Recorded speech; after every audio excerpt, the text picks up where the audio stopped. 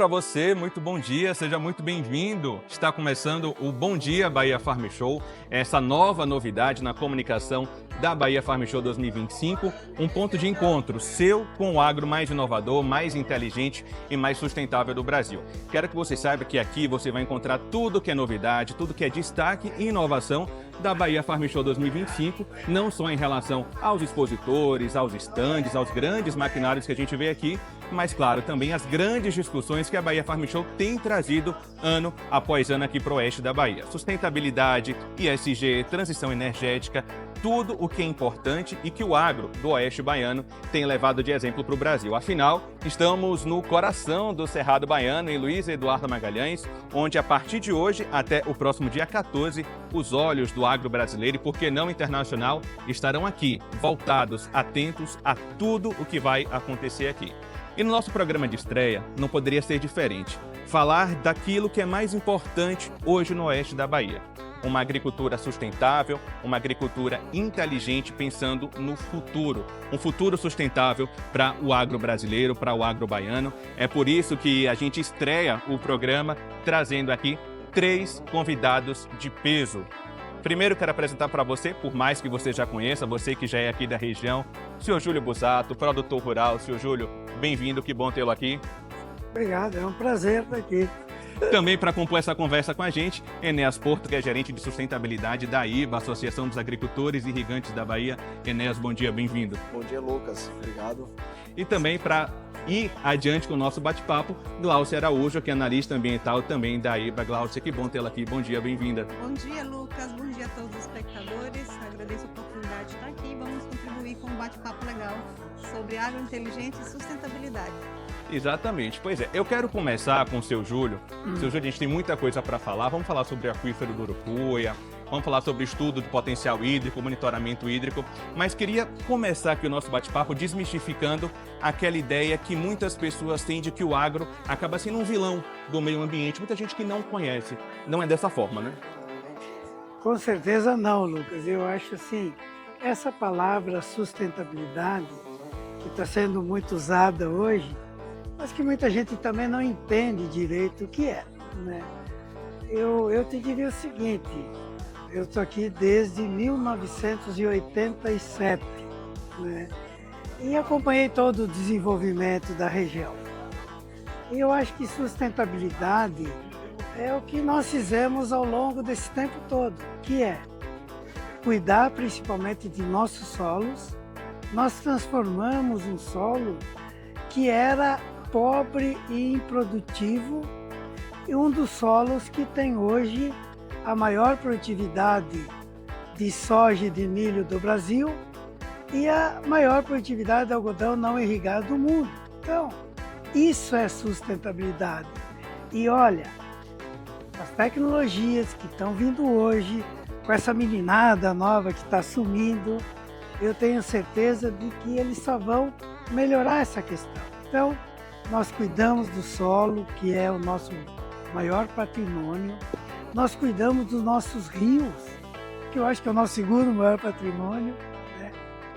E agora, com essa questão do aquífero, Urucuia, da disponibilidade de água, de quanto podemos usar ou deixar de usar. A verdade que a sustentabilidade ela tem que vir também com renda para as pessoas, né?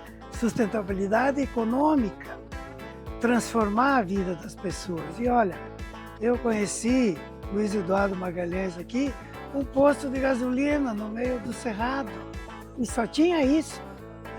E olha o que virou, barreiras, transformação que aconteceu. São Desidério, que disputa todo ano o maior PIB agrícola, né, com Sorriso. Mas assim, o que é isso, afinal? Transformou a vida das pessoas por dá-las uma oportunidade que elas não tinham. Então nós temos uma região que tem uma vocação incrível para a agricultura agropecuária. Nós temos chuva bem definida, nós temos altitude, nós temos terras planas, nós temos muita água. Então, e nós temos tecnologia e bons produtores. Então, com certeza, isso vai nos levar para o futuro. Vamos crescer, nos desenvolver, dar oportunidade para as pessoas que aqui vivem e preservar o meio ambiente, que é o que todo mundo quer. É o mais importante, né? Já que a gente está falando em tecnologia, seu Júlio aqui falou em tecnologia, em futuro, Enéas, queria partir agora para você. Antes ainda da gente falar do nosso manancial aquífero aqui, dos projetos específicos de sustentabilidade da AIBA, como é que a gente pode pensar numa agricultura inteligente, num agro inteligente, num futuro sustentável, com base nas tecnologias que a gente já tinha à disposição aqui no Oeste? Lucas, quando a gente fala em sustentabilidade, como o seu Júlio bem conceituou aí, né? Acho que professor aí na área de agricultura, mas também de sustentabilidade, de eficiência. Quando a gente fala em sustentabilidade, a gente está falando de 3 pilares: o econômico, o ambiental e o social. E quando a gente também fala de sustentabilidade, a gente está falando de eficiência.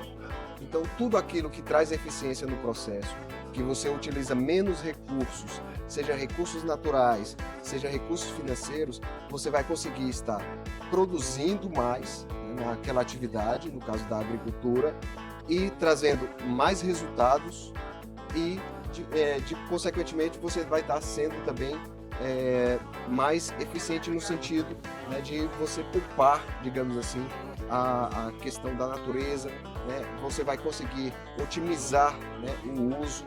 Então, quando a gente fala de tecnologia, de inteligência artificial, todo esse processo, né, que hoje, principalmente, né, essa juventude que vem trazendo soluções para a agricultura, vem trazendo isso no sentido de você conseguir produzir, maximizar a produção alimentar, né? Hoje a gente sabe que o Brasil é um dos grandes produtores de alimentos do mundo, né? Alimenta mais de uma pessoa a cada 10 pessoas do mundo é alimentado pelo que a gente produz no Brasil.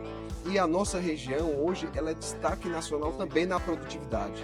Ou seja, isso é resultado de quê? Reflexo de ciência, pesquisa, mas é reflexo também das técnicas e tecnologias de sustentabilidade que a gente está falando aqui, seja plantio direto, incremento de palhada no solo, né? A questão de fixação de carbono no solo, infiltração de água, os mecanismos de infiltração de água no solo para evitar perda, erosão, evitar os processos ali que acabam muitas vezes sendo ruins e inadequados ao meio ambiente. Então tudo isso vem abarcado numa tecnologia que hoje está gerando grandes resultados. Tanto é que a gente teve a maior produção de alimentos dos últimos 30 anos aqui na região oeste da Bahia. Então, realmente, essa aplicação que a gente está aqui trazendo para a tecnologia, esse investimento que o produtor rural tem colocado e que isso está refletindo agora no tema da nossa feira, né, que é um agro inteligente, que busca essa inovação e que a gente tem aí pelo caminho o futuro, né, das próximas gerações, o futuro, né, da nossa região, e a sustentabilidade não no sentido só ali estritamente ambiental, mas sustentabilidade econômica para a região, sustentabilidade de segurança alimentar. Então tudo isso vem embutido, né, nessa nova proposta, e que realmente o agricultor dessa região ele se coloca num patamar diferenciado, né, quando traz essa vertente de produção, e com certeza esses resultados virão a curto, médio e longo prazo. Entendi. Agora, Gláucia, pegando como gancho esses resultados que a Enéa traz para a gente, como é que a AIBA tem estimulado os produtores rurais a adotarem essas tecnologias mais inteligentes, essas formas de produção, esse manejo mais em conformidade com a conservação ambiental? Quais são os projetos de estímulo da AIBA para os produtores aqui da região?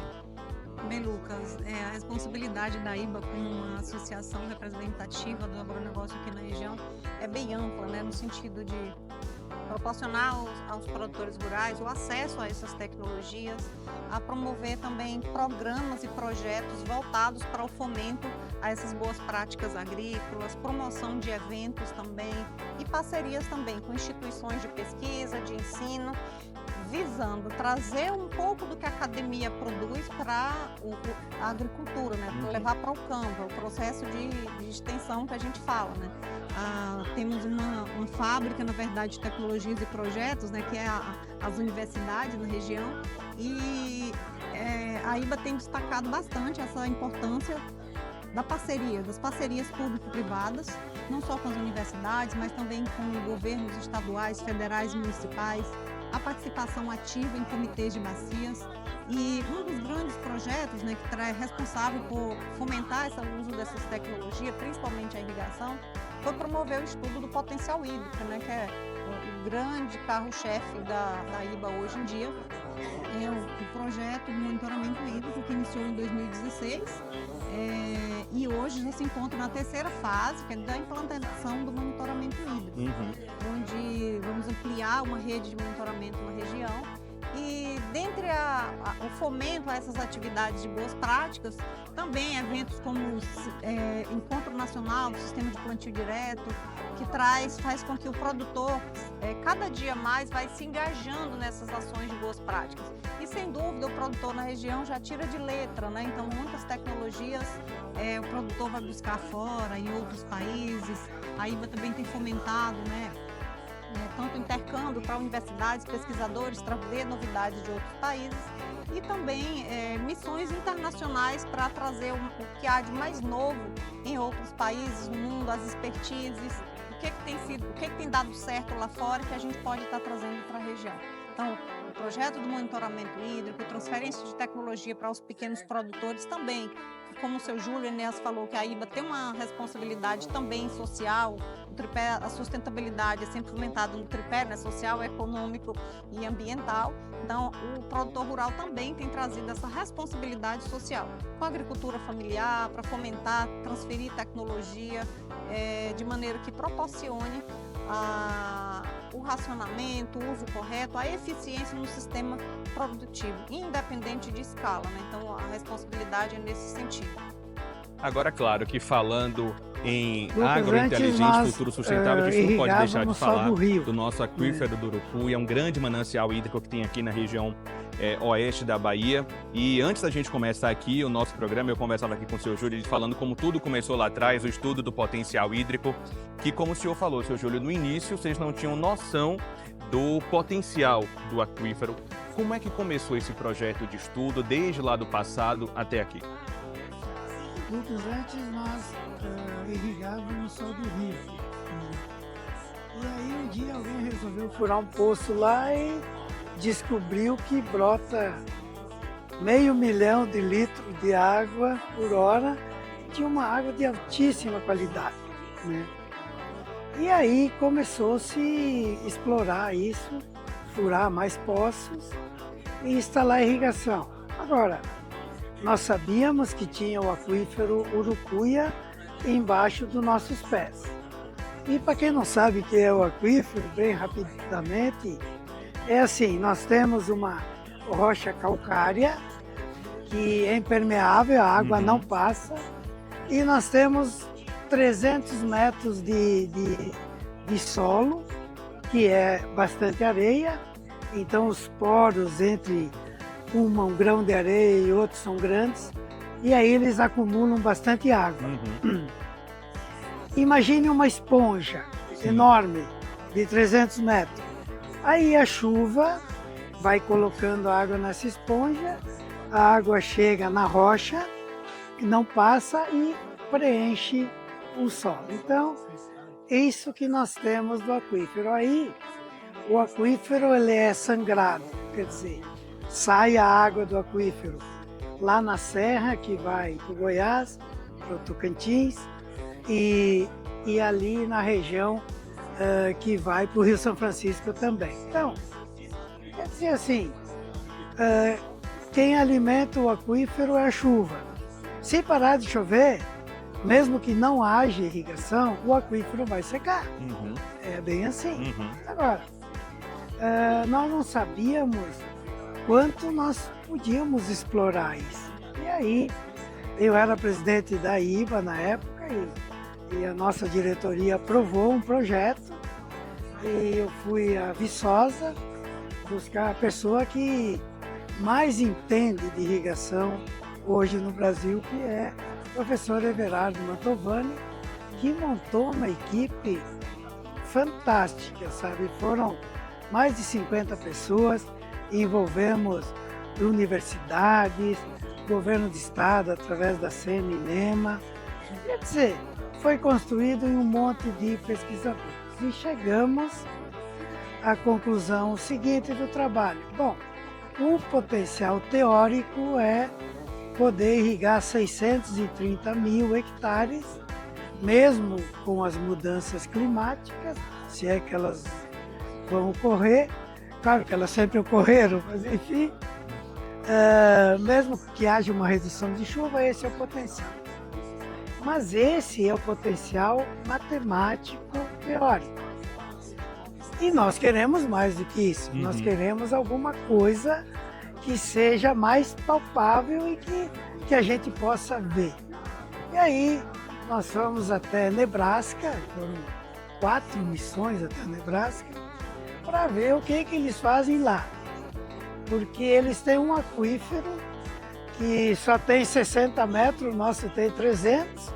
Eles têm quase a mesma área do que a nossa, metade da chuva, e eles irrigam 3,5 milhões de hectares. 3,5 milhões de hectares. Nós hoje estamos chegando a 340 mil. Né? Só que eles fazem isso há 60 anos. Então, é isso que nós precisamos. Claro que temos que adaptar esse modelo e trazer para cá. E fizemos isso. Né? E agora, junto com o governo do estado, junto com a CNINEMA, a Bahia vai ter o primeiro sistema de monitoramento aquífero do Brasil. Né? Então eu acho que isso é uma honra para nós baianos, é uma honra para a IBA e para o governo do estado também. Né? E agora nós vamos dizer assim, nós partimos do ano menos 60, né? E nós vamos ter dados e estar monitorando o tempo todo. E se o aquífero baixar, por algum motivo, que normalmente vai ser por falta de chuva, e ele não baixa assim em um ano, é coisa de tempo. Sim. Nós vamos diminuir a irrigação até ele se restabelecer, para que não falte água para ninguém. Então esse é o grande objetivo, é gerar emprego, é gerar riqueza numa região que precisa muito. E o mais engraçado é o seguinte, que os maiores beneficiados vão ser a turma lá do Vale, que vão poder irrigar mais, pequenos produtores, com fruta, com hortaliça. Quer dizer, é um potencial fantástico e que nós precisamos explorar com responsabilidade. E é o que a IBA está propondo e junto com o governo do estado eu tenho certeza que vai dar muito certo. Pois é, isso é para você que acompanha a gente entender como a gente abriu o nosso programa de hoje falando que o agro jamais pode ser considerado vilão do meio ambiente. São diversas práticas em consonância com o meio ambiente, consonância com a preservação ambiental. Então, Enéas, devolvendo aqui para você, ainda puxando isso que o seu Júlio falou, não só em relação ao monitoramento hídrico, ao estudo do potencial hídrico, mas vocês aqui fomentam também outros tipos de projetos e políticas que inclusive renderam aí alguns selos ESGs. Conta um pouquinho para a gente sobre eles. Exatamente, Lucas. Esse trabalho que a gente vem fazendo aí há alguns anos, né, na região, estão intensificados aí nos últimos 8 anos com o programa de monitoramento hídrico, onde nós também estamos construindo, né, uma agenda voltada para a questão da sustentabilidade, com diversos programas que envolvem desde a parte de recuperação de nascentes, onde já tivemos mais de 150 nascentes recuperadas aqui na região, trazendo justamente de volta o volume de água, né, principalmente para muitas vezes pequenos produtores que dependem daquelas nascentes, né, e aí a gente vem trazendo também a questão de boas práticas agrícolas, não só para o grande produtor, mas transferindo essas práticas agrícolas para muitas vezes aqueles que não têm tanto acesso a essas tecnologias. Então a gente tem um programa chamado de transferência de tecnologia irrigada e eficiente, que é voltada para trazer essa tecnologia que hoje muitas vezes um produtor maior tem acesso, e levar isso para aquele agricultor, né, de pequena escala ali que tem mais ali o cultivo de subsistência muitas vezes, ou com sua família. Então, trazendo tudo isso, né, esses programas, essas iniciativas, nós também lançamos desde o ano passado uma vertente voltada para a questão do ESG, né, que é voltado à parte ambiental, de governança e social, né, que são as siglas do ESG, né, que é de governança ambiental e social. E a partir de então, dentro dessa política de ESG que é voltada, né, muitas vezes é confundida com questões ideológicas, mas na verdade ESG é um modelo de negócio sustentável, um modelo de negócio verde, que é o que a região, né, hoje está fazendo.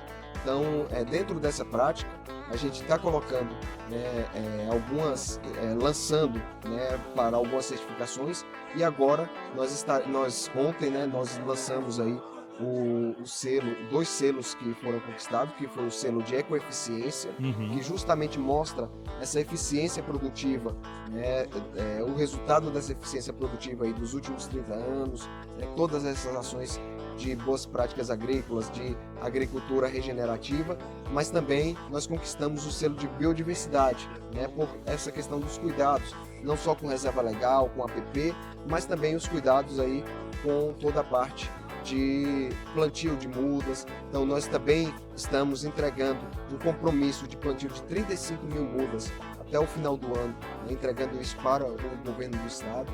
Então é uma nova ação também que a IBA vem desenvolvendo juntamente com as entidades parceiras, e é importante falar disso também, que ninguém faz nada sozinho, né? Então tudo isso é uma frente aí de agricultores que pensam, né, que têm uma visão diferente, e que através das suas entidades e instituições, né, a IBA, a BAPA e diversas outras instituições parceiras, juntamente com o governo do estado, as prefeituras aqui da nossa região, vem construindo essa frente, né, e que realmente esses resultados vêm sendo reconhecidos, né, por esses selos. A gente já teve também algumas outras conquistas que demonstraram isso, por exemplo, o Prêmio ANA, né, que justamente marcou esse projeto de recuperação de nascentes. Nós ganhamos o Prêmio ANA em 2020, foi a primeira entidade privada, né, de associações a conquistar esse prêmio. Então isso demonstra, de fato, o compromisso do produtor rural com a sustentabilidade. Agora, Gláucia, você que lida com essa pauta e esses projetos o ano inteiro, a gente enxerga e reconhece o engajamento dos produtores, da IBA durante todo o ano, mas qual a importância da gente discutir esse agro inteligente, esse futuro sustentável, num palco tão importante como a Bahia Farm Show? Lucas, isso é importantíssimo, porque quando a gente pensa em sustentabilidade, a gente não pode pensar no imediatismo, né, em obter apenas um resultado imediato. Assim, a gente tem que pensar a longo prazo, onde nós estamos e onde queremos chegar. Então, qual é o futuro que o agro deseja para a região? Então, o tema da feira traz exatamente essa reflexão para a gente pensar no futuro do agronegócio. Então, se a gente tem que sempre associar o social, o ambiental e o econômico, isso tem que ter sinergia, tem que andar em sintonia.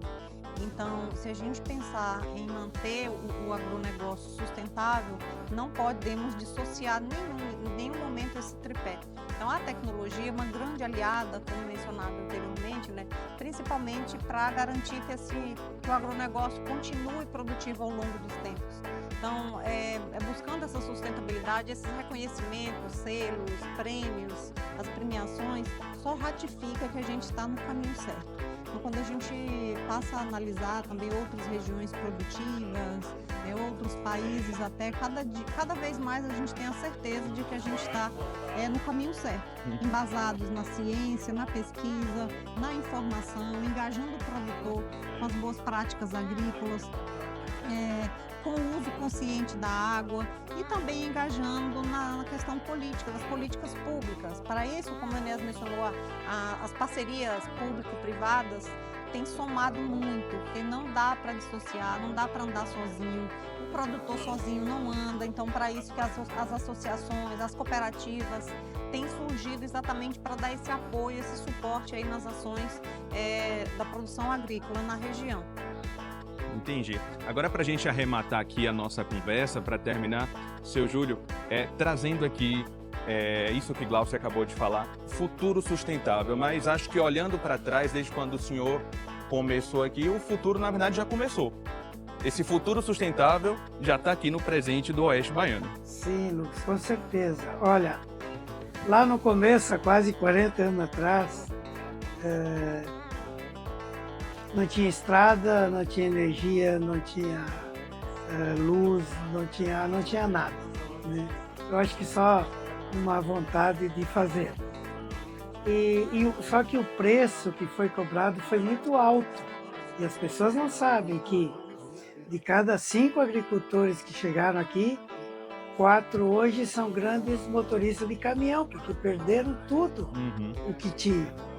E engraçado é o seguinte, que não foi essas dificuldades todo o maior problema, foi a falta de tecnologia, que nós fomos criando ao longo do tempo. No começo nós fazíamos reuniões e galpões que nem parede tinha, porque o cara estava construindo, trocava informação, quanto calcário você está usando, que adubação está fazendo, que variedade está usando. E assim foi. Depois nós evoluímos para churrascarias, né? Que aí vinham as empresas que vinham trazer, principalmente os fornecedores de fertilizantes, e aí fazia reunião lá e discutia, trazia um palestrante de algum assunto, e aí depois nós nos organizamos através da criação da IBA, principalmente, depois veio a Fundação Bahia, depois veio a BAPA, e hoje nós temos uma rede de pesquisa na região muito grande, produtores que têm a sua estação de pesquisa dentro da sua fazenda, né? Nós, inclusive, temos uma. E quando se descobre algo novo, algo que vai trazer um benefício, a gente não guarda para nós essa informação. Ela é distribuída entre todos. E aí essa organização, esses produtores, fundação, aí vem a Embrapa ajudar universidades. Isso é que está, vamos dizer, que foi o que nos trouxe a receita do sucesso, né? Só que hoje a informação é muito mais rápida, você tem informação do mundo todo, né? E tem acesso a essa informação. Aqui nessa feira, quanta novidade tem aqui, quanta coisa que o produtor vai levar para casa para melhorar a sua produtividade, para ter mais sustentabilidade, né? Enfim, é isso aí. Eu acho que o futuro para essa região é fantástico. E nós só vamos crescermos e nos desenvolvermos cada vez mais e cada vez mais mantendo a sustentabilidade, que é ver isso ao longo do tempo, né? Porque nós temos que deixar a terra que nos foi dada melhor do que ela foi dada para os nossos filhos e para os nossos netos. E é isso que nós estamos fazendo. Seu Júlio, obrigado, foi uma honra recebê-lo aqui. Obrigado pela participação nesse programa de estreia. Enéas também, Glaucia também. Mas antes da gente ir embora, um desafio. Em 10 segundos, Oeste da Bahia em uma palavra. Sustentabilidade. Enéas. Alta produtividade. Seu Júlio. Futuro brilhante. Olha Adeus aí, ó. falar. Todo mundo afiado, tá vendo? Minha gente, obrigado pela sua companhia. Foi uma honra ter estado aqui nesse programa de estreia. A gente volta amanhã com mais um episódio com bastante novidade para você. E se você quiser acessar o nosso conteúdo, clica aí no sininho no YouTube, acompanhe as redes sociais e no site da Bahia Farm Show a programação completa do dia de hoje e também até o próximo sábado. Um ótimo dia para você.